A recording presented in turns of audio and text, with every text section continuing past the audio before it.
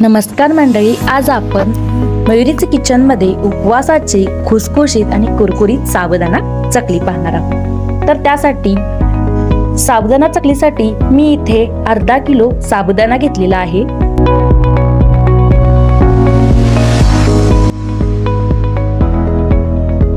तो स्वच्छ धुवून झाल्यानंतर त्यामध्ये पाणी घालून घ्यायचं आहे। एक बोट बुडेल इतकं त्यामध्ये पाणी घालून घ्यायचं आहे। रात्रभर भिजत ठेवायचा आहे साबुदाणा। दुसऱ्या दिवशी मी 1 किलो बटाटे कुकरला वाफलून घेतलेले आहेत। हा रात्रभर भिजवलेला साबुदाणा छान फुलून सुट्टा सुट्टा झालेला आहे। आता या बटाट्याचे साला काढून घेऊन त्यामध्ये गुठळी राहणार नाही याची दक्षता घेऊन आपण तो साबुदाणा एकतर खिसायचा आहे किंवा वाटीनं मॅश करून घ्यायचा आहे।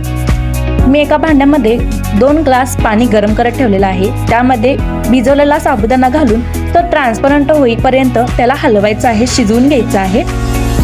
हा साबुदाणा मला थोडासा घट्ट वाटत आहे, त्यामध्ये मी थोडंसं गरम पाणी घालून घेतलेलं आहे। आता यामध्ये चवीनुसार मीठ घालून घ्या। हा साबुदाणा ट्रान्सपरंट होत आल्यानंतर यामध्ये बारीक केलेली मिरची घालून घ्यायची किंवा चिली फ्लेक्स सुद्धा घालू शकता।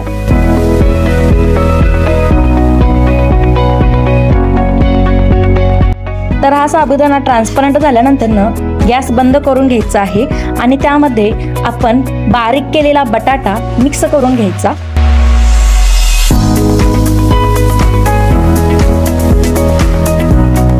आता मी इथं चकलीच्या साच्याला तेल लावून घेतलेलं आहे।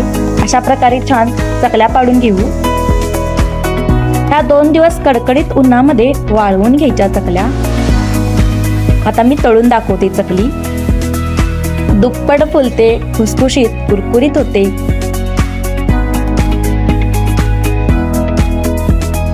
अशा नवीन रेसिपींना मयुरीच किचनला फॉलो करा, सबस्क्राइब करा, कमेंट करायला विसरू नका। तर आपण पुढच्या रेसिपीमध्ये भेटू। Bye bye, take care.